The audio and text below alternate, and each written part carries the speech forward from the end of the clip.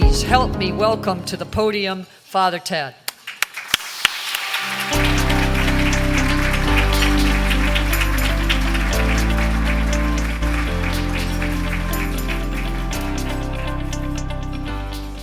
All right, tremendous pleasure to be with you this evening.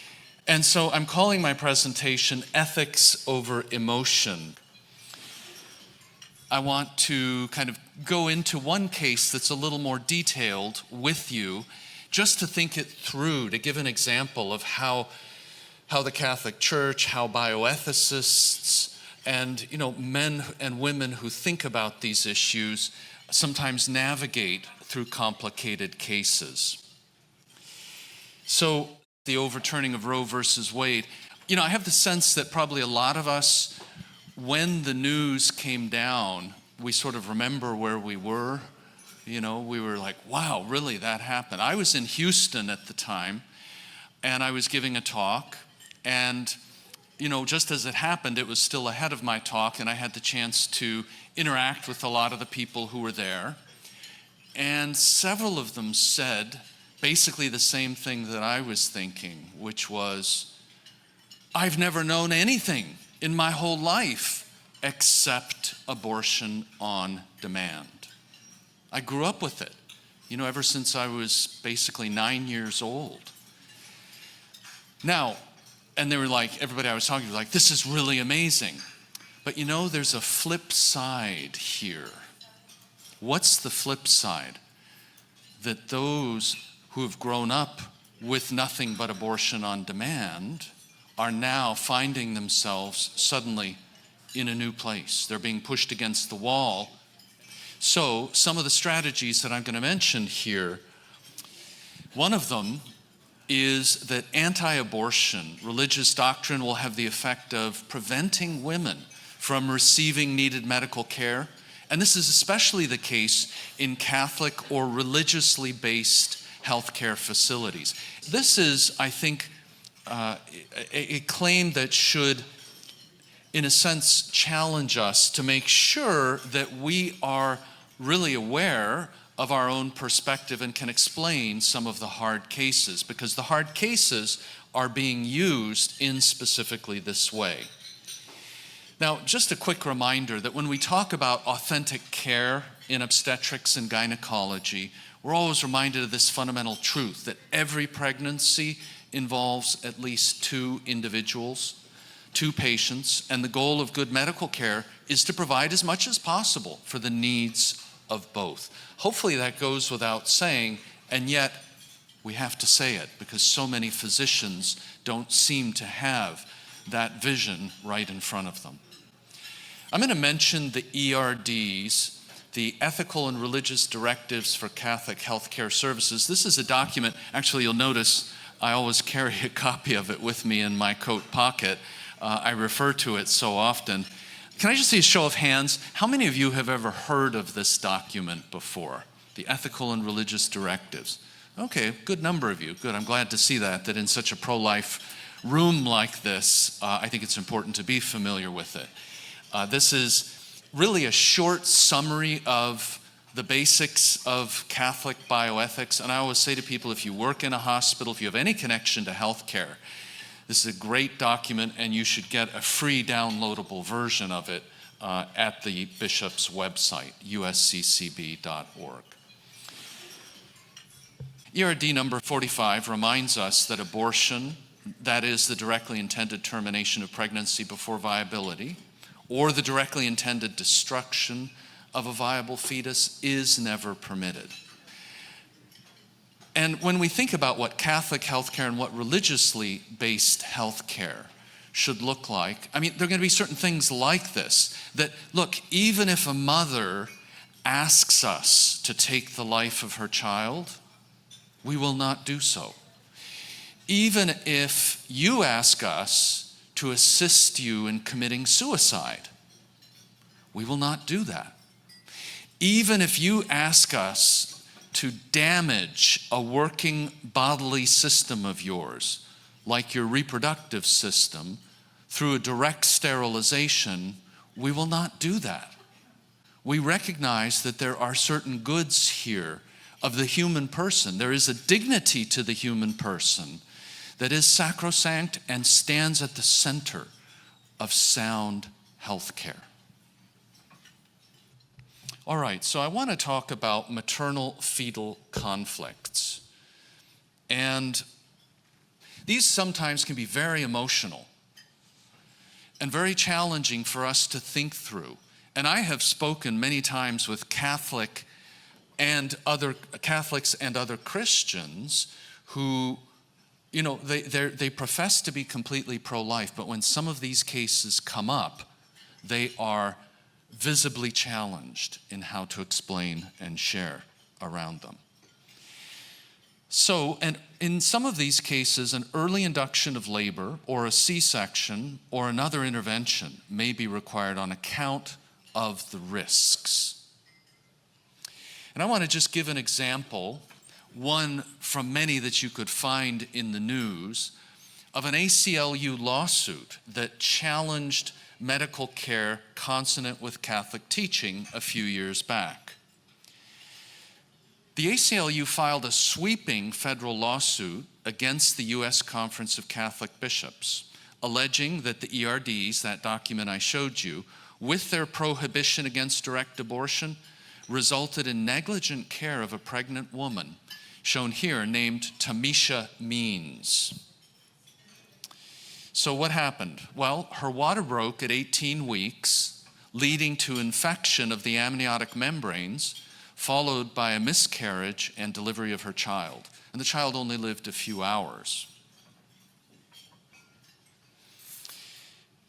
When you have an infection like that, it's called chorioamnionitis, and we're going to talk about that in a little bit of detail. Tamisha claimed that Mercy Health Partners in Muskegon, Michigan, a Catholic hospital, sent her away with painkillers instead of informing her of termination options after she began to miscarry her 18-week pregnancy. So this was kind of the nub of the conflictual situation that arose. Now, what ended up happening, a federal judge in Grand Rapids dismissed this lawsuit that claimed Catholic anti-abortion doctrine caused her to receive improper care before she miscarried. And you're going to see, some of the reasons why this decision was settled this way. Certainly there were issues of respect for religious freedom and so on that were part of it, but there were some other things that were just simply sort of blatantly mishandled by the ACLU's side. But, before we go into that a little further, because I mentioned this was a decision and a challenge from a few years ago, I want to just remind you of something from a week ago, which is from Whoopi Goldberg and her comments on the Supreme Court decision reversing Roe versus Wade. Specifically, when she turns to some of these difficult pregnancies, Whoopi says, "You change the law without even having the information of what that means for someone who has a birth difficulty in the pregnancy that requires that they not keep this toxic thing in." What phraseology? So, I think it's important that we all be aware that the other side is, maneuvering to find the language here to win these emotional and difficult pregnancy cases. So there's an emotional, fear-based approach to what they're doing and to the reporting. As we know, it's very hard to sometimes get a good hearing in the mass media around these types of issues. And just also to point out some of the ACLU hyperbole, you see a sign like this was from their website, "Warning, if you are miscarrying, this hospital may not provide you the care you need." Or another one, you see a bishop, can you believe it, blocking access to the emergency room. So it's important that we, push back here and that we're clear on what kinds of procedures in these maternal-fetal conflict situations can be properly addressed and how. So let's go back to the case of Tamisha Means. Her water broke, there was this infection. So when the mother's water breaks early in a pregnancy, and you have that loss of the amniotic fluid, membranes can sometimes become infected by bacteria ascending from the vagina. And as I mentioned earlier, that's called chorioamnionitis. Such an infection can threaten the life of both mom and the baby. If it fulminates and goes out of control, this is indeed life-threatening potentially. So you can immediately see the kind of emotional pull here, right? I mean, it's like, oh, gee, mom may die. We need to, have abortion on demand available for these cases. That's the kind of claim that's being made. This picture just shows the bacteria as the little dots, and you can follow them as they go up through the cervix and actually, into the membranes, and you can see they even go inside the baby, that if the infection continues to grow, it'll go inside the body of the baby, and the baby will have an infection as well, and, can die just from the infection itself. All right, so in these cases, typically bed rest and expectant management after the mom's water breaks is what's done. And this means you're checking to see, is her temperature going to spike? Is she indeed going to develop an infection? Because it doesn't always happen that way. The water can break. If she gets bed rest, takes it easy. In a few cases, if it's a small break, you can have resealing and the amniotic fluid can regenerate itself and the pregnancy can continue fine. In other cases, that won't happen, but there may not be an infection. The woman can just continue and move ahead, and hopefully you can bring the pregnancy past the point of viability. We're going to talk about viability in just a moment. They may recommend prophylactic antibiotics. So in anticipation of the possibility that she's going to have this infection, let's give her some antibiotics and kind of stave it off. Or if the infection in fact does appear, then we provide the antibiotics. Now, if there is escalation of the infection, if a fulminating infection arises resistant to antibiotics, this is the question, the moral question. May an early induction of labor be carried out? Would such induction constitute a direct abortion? You see the complexity of the case, right? So what is induction of labor? This means pharmacologically or mechanically inducing uterine contractions with the goal of evacuating the pregnant uterus. Remember, normal gestation is about 40 weeks. Early induction would refer to ahead of 37 weeks. Now, I mentioned viability. Let's say a little bit here about this. The limit of viability refers to the 50% chance of long-term survival outside its mom's womb. 50%. So in the US, this works out to around 23, 24 weeks. And for the really, early preemies, in these cases, and it involves, to survive involves massive amounts of interventions. So below 22 weeks, you have less than 50% survival, with the majority of these babies having major disability, blindness, deafness, mental retardation. And you can see here in this picture, this beautiful picture, all the things they're doing to help out this little baby, even including putting an eye covering so the baby doesn't get too much light exposure, because the eyes aren't yet mature.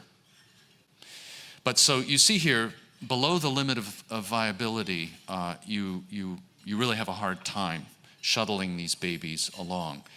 And especially as you go down, if you remember, Tamisha's pregnancy was only 18 weeks. So we're well below the point of viability. All right, so ERD number 49 reminds us of something that should come as no surprise. For a proportionate reason, labor may be induced after the fetus is viable. All right, fetus is viable. Nobody's going to see any controversy with that because after you induce labor for a proportionate reason, the baby's going to survive in all likelihood if you take care of it. All right, you have the board members here sitting around the table. This might not be ethical. Is that a problem for anybody? We hope it is if it's unethical, right? If something's unethical, let's hope it's a problem for all of us. We need to have the lines of conscience here very, very clearly demarcated. So, what about decisions below the limit of viability? May we induce labor prior to viability, especially when we have moral certitude that the child will die, simply because he's so premature or she is so premature. So, the question we want to look at, could Tamisha, showing signs of a fulminating infection, have had an early induction in a Catholic hospital? And the short answer is yes. And in fact, this is stated explicitly in ERD number 47 in the bishop's document. Operations, treatments, and medications that have as their direct purpose the cure of a proportionately serious pathological condition of a pregnant woman are permitted when they cannot be safely postponed until the unborn child is viable, even if they will result in the death of the unborn child. So this is, an important kind of statement, and it's actually summarizing a very important principle. Hopefully you've all heard of the principle of double effect. And I want to just go through this in kind of a layman's version and think it through with you so that we can see how this actually does make sense and how this does not constitute a direct abortion, to induce labor in a situation of fulminating infection. All right, so as you look at this slide, principle of double effect, you notice there is always one action and you have two effects. Now, what's the key thing here? One of the effects is good, but the other one is bad. And so you're asking the question, can I do this one action when I know there will be a bad effect that will follow? So can I induce labor in a situation of a fulminating infection when I know that after the labor has been induced, at some point, the baby will die? All right, I'm going to throw a question out here. Let's see if anybody in the audience can answer this. What question does the principle of double effect, just generally speaking, allow us to address or to answer? I see a hand on the far end of the room there. Yes? No, it doesn't just address intent. As you'll see when we review it, intent is one piece or component. But what question? So let's go back to our slide here. If our action will have two effects, one good and one bad, can we still do it? When we know it's going to have a bad effect, can we do it? And the answer is, it depends. That's right, you're going to have to actually weigh this for the specific details of the case in front of you. So let's go ahead and do that. Just to remind you what the principle of double effect actually says. It says, the action that you do has to be good. Can't be an intrinsically evil one, okay? Secondly, the good effect that occurs cannot arise out of the bad effect, because then you would be doing evil that good might follow. Third, the two effects, the good one and the bad one, they have to be in proportion to each other. If the bad effect is way worse than the good effect, that's a no-go. You will not be able to do the action. Our intention, which you brought up on the other side of the room, must be directed only towards the good effect. and you recognize the bad effect's going to happen, but you just tolerate it. You do not will it or intend it. And finally, some people say there's also no alternative option that you could do without the bad effect happening. That should be true. You got to rule out, you got to have done everything else you could do, and now you're kind of in this hard moment. All right, so for chorioamnionitis, for that infection of the membranes of the mom and the principle of double effect, we're proposing one action, which in this case is expelling the amniotic membranes by inducing contractions in the mother's uterus. One action, and there are two effects. The good effect is clearing out the infection and saving mom's life. The bad effect is the death of the child. So premature delivery of a non-viable fetus. And we're trying to focus on Tamisha's case, 18 weeks. It's pretty clear that baby, once he's delivered, will not live long. All right, so that's the action and the good and bad effect. So I'm going to ask you, is the action that we are proposing to do to induce labor good or at least indifferent? Okay, I hear some yeses. Can someone tell me why it is a good action? Yes pops up on the screen. What are we doing when we induce the labor? Well, okay, we're saving the mother's life. How are we saving her life? Removing the infected membranes. Good. Expelling the threatening and infected amniotic membranes is a directly therapeutic act. We are doing a therapy on the mother, and that is a good thing. Now, let me show you something very important here, because you heard what I just said. We're doing a therapy on the mother. An abortion, a direct abortion, is not something you do on the mother, right? It's something you do on the baby. You go in, you yank out limbs, you suction out the baby, etc. You're acting on the baby's body. Here, our action that we're doing, inducing labor, is on the mother, not the baby. It's on the mother's body. How is it the case that we're doing this on the mom's body and not on the baby? What do we use to induce labor? The medicine is directed towards her body. Good. It's actually directed, it's a special medicine called Pitocin. It's one example. It makes her uterus contract. And the uterus is her organ. So you're acting on the mom, body person of the mother. You're not going in and cutting up the baby, doing a suction abortion or anything like that. Very important to be clear. The locus of your action is the maternal body. All right, is a good effect not from the bad effect? Anyone? Yes, somebody said that's correct. Yes, it is not from the bad effect. Or another way we could say this simply, the mother is saved by inducing labor and treating a pathology, not by the child's death. In other words, it wasn't by killing the baby or, even tolerating the death of the baby that you cured mom. It was rather that you were removing the membranes that are infected. Very important to understand. All right, is there a proportion between the good and bad effects? Yes, no?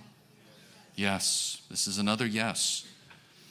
Life of the mother is in proportion to the death of the child. You have life versus life, all right? Fourth, is the intention towards only the good effect? We have to say yes, and to the extent that this would not be true, let's say Tamisha went to a doctor who routinely did abortions, and for some reason this doctor, had the intention in his mind, I want to see this baby killed. Well, for that individual doctor, his carrying out of this early induction of labor would be morally problematic because his intention was wrong. But we're saying, here in this case, yes, we cannot intend or desire the child's death in any way. We merely tolerate its occurrence. And finally, have we ruled out other possibilities? That's important.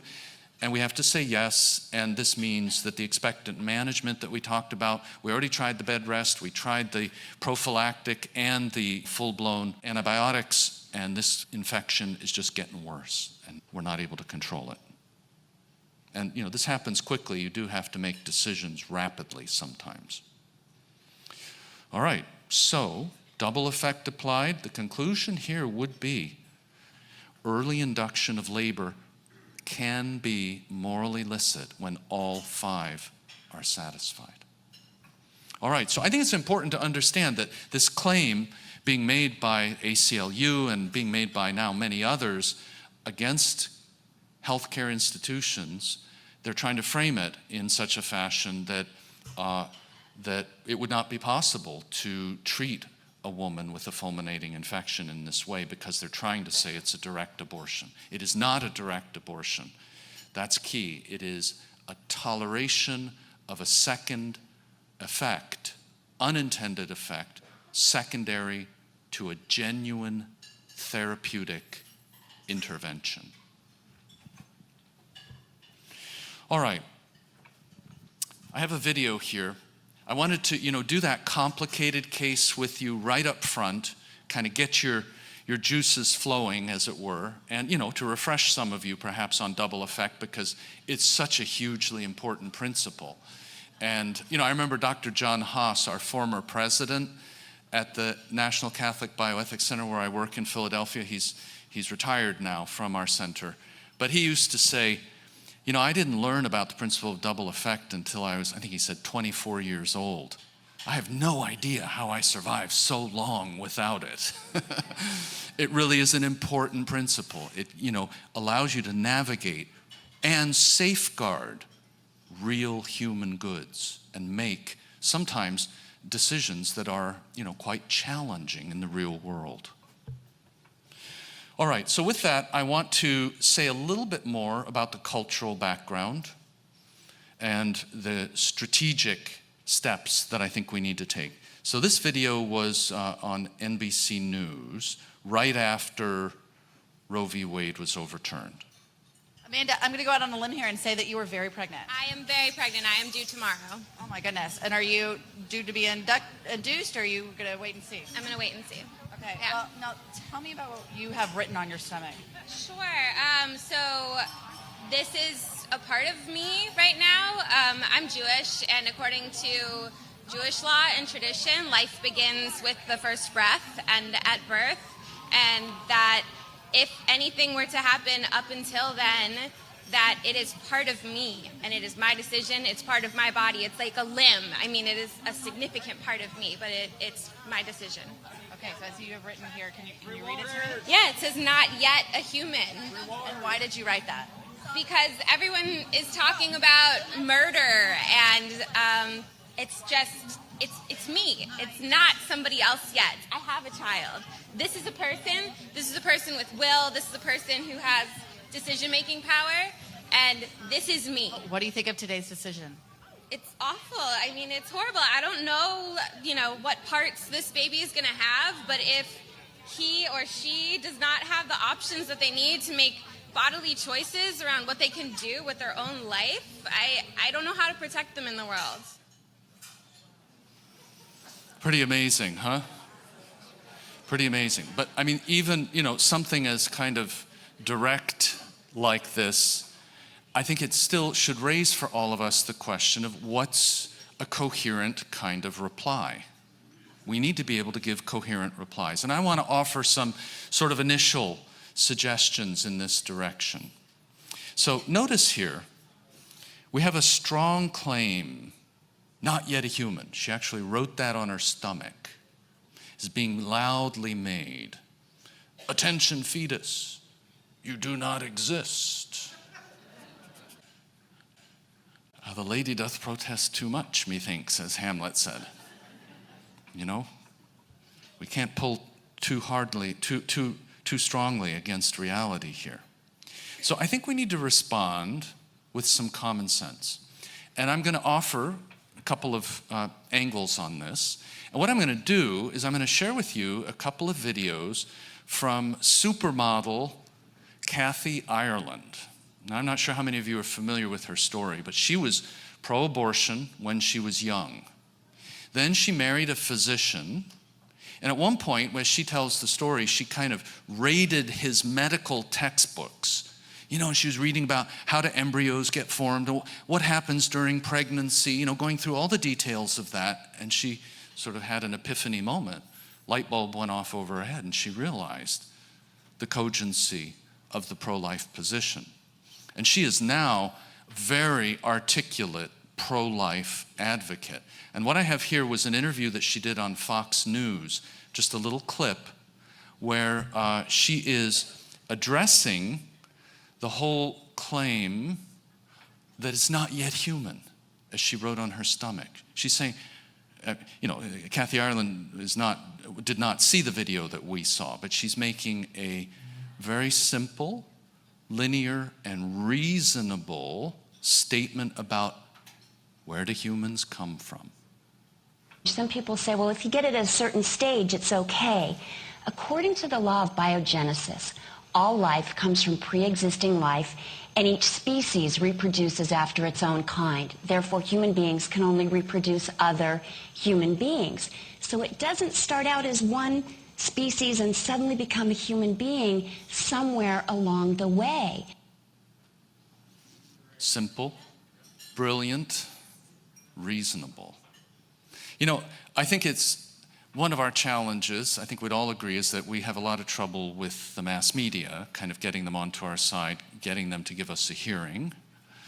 And I think the other piece here often is that we don't have many people in Hollywood on our side either, regrettably. And so, you know, when we do find somebody like this, it's a real asset. And I think we need to, use it to the extent that we can. So a second video here, where she offers another thoughtful rejoinder to the claim, oh, it's just a part of her body. Because that's clearly what that young woman was saying. Oh, it's just a part of my body, and, until it takes the first breath, just a part of my body. So here's how Kathy Ireland responds. And some people say, well, it's a woman's body. It should be her choice. There's a 50% chance the baby she's carrying is a male child, and he would have a penis. Women don't have penises, so it's residing in her body. It is not a part of her body. All right. Again, very simple. Yeah, makes good sense. Women don't have penises. Okay. So I do want to say a little bit more here. You notice this young woman was trying to fall back on the Jewish tradition. And I think it's important to clarify, actually, that the Jewish tradition, she did not accurately summarize what the Jewish tradition is here. Now, this should come as no surprise. Some of you in the room, like me, are Catholics. We have this problem. We have a president who often says things, as if they were Catholic, but it's clear that they're not. And we have others in public office who do the same thing. So it's easy to misrepresent what a particular religion actually states. So the authentic Jewish tradition on abortion, if you go back to Maimonides, he was an influential Jewish philosopher and a Torah scholar in the Middle Ages. He wrote that abortion is prohibited except to save a mother's life. All right, so that's not like anytime you want to do it, up to birth. This position also appears in the Talmud, one of the earliest sources of rabbinic law. And in fact, most Orthodox rabbis have maintained restrictive positions on abortion. So here, we just need to get a few facts on the table about what the Jewish tradition says. So it's not true about Judaism that abortion anytime before the first breath, as she was implying, is the case. No. Rabbi J. David Bleich summarizes it this way. Feticide is singled out as one of the abominations of Egypt which the Torah sought to suppress. All right, so I want to wrap up here shortly with just a couple of more videos and discussion of hard cases, because I think one of the ones that came up, all of us probably heard about this in the news, was this one. Case of a 10-year-old rape victim who became pregnant, and my recollection is that whichever state it was that she became pregnant in, that she couldn't get an abortion and she had to be shuttled to another state in order to get that abortion. Now this is, again, hugely emotional. We all say to ourselves, 10-year-olds should not be pregnant, should not be getting pregnant, certainly should not be getting raped. And, this just pulls every emotional string. And people say, well, there has to be an exception here, kind of thing. In my opinion, the best way to respond to this kind of case is to go real world and to allow people who are actually in this situation, who did not have abortions, tell their story, the first-hand testimony. So I'm just going to share with you one. How many of you have heard of Kathy Barnett? Okay, a few hands, good. She ran for the Senate in Pennsylvania, the state where our bioethics center is. And as part of her attempt to win the Senate seat, she prepared this video. And it's absolutely remarkable video. I don't know how many of you may have seen it, but I think it's the proper, if not almost perfect, rebuttal of the claim that 10-year-olds should be allowed to get abortions.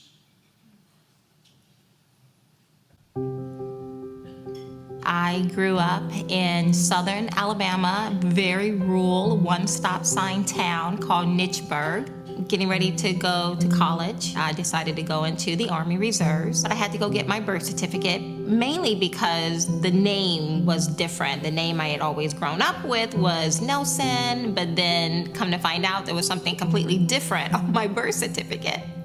Clearly, I could have done the math and realized just how young my mother was when she gave birth to me, but it was never something that truly resonated with me until I looked at my birth certificate for the very first time and just kind of studied it.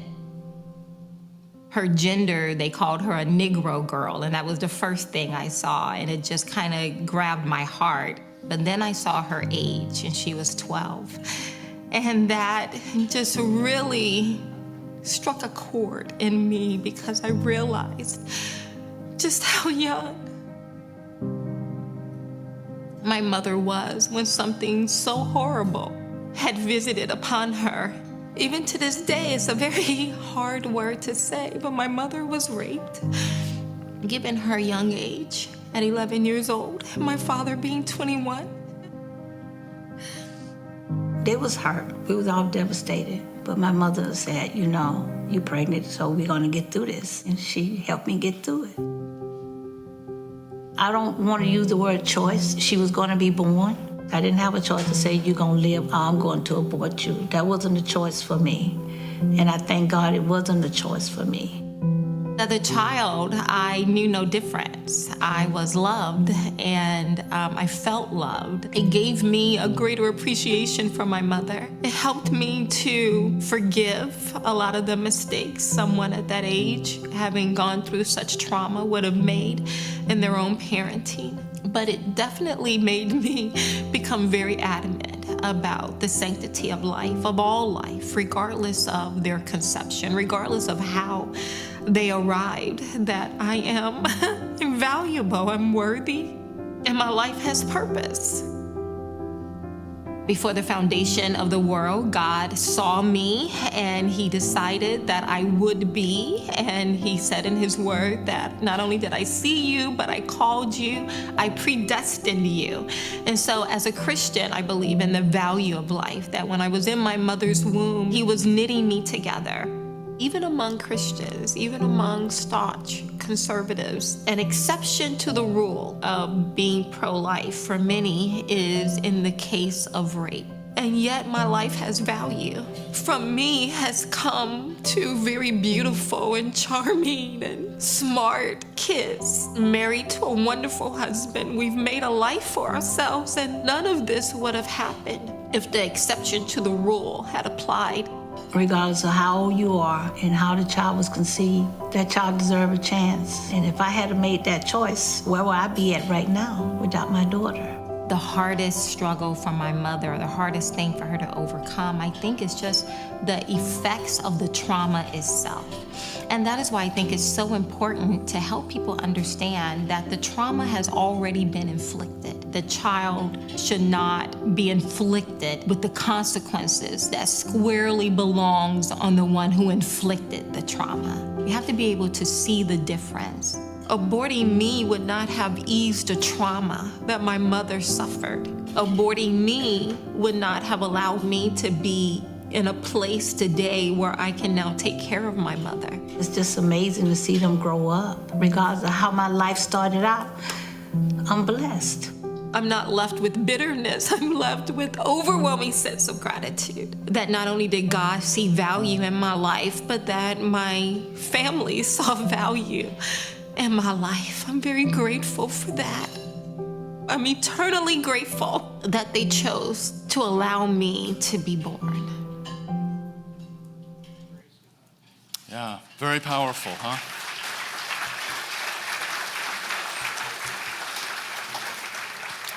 Certainly a hard path, but her comment there, I'm sure you caught it, about the hardest thing for her mom was working through the original trauma. And of course that's true.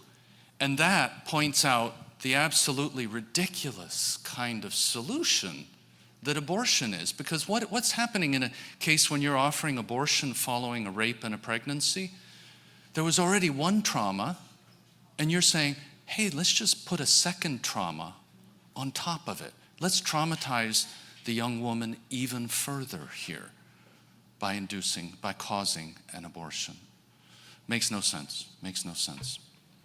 So I think the power here of these firsthand testimonies, we need to use them, we need to share them widely, because I actually had a conversation with a journalist who was up in Canada. He was pro-life, he said, but he said to me, in the case of these 10-year-olds getting pregnant, I just don't see it. There has to be a possibility for abortion. And I sent him this video, and I sent him a short essay that I had written about it. He read them, he watched the video, he got back to me and said, I think you're right. Even in those cases, there's no place for abortion. So we have powerful tools, that we need to use. All right, so I'm just going to close here with a video, simple video. This was a video that was kind of put together by my nephew many years ago when he was in high school, just to summarize our basic position that life matters no matter what.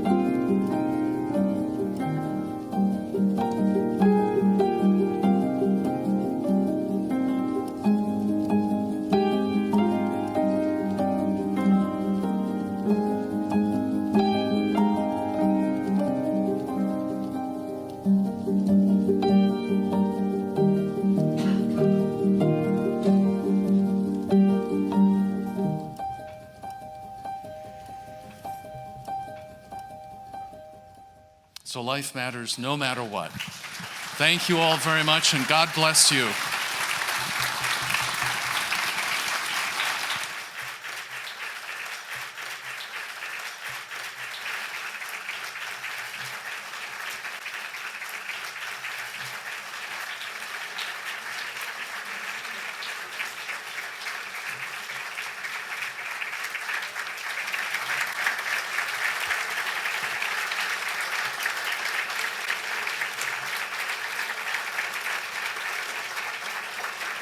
standing ovation.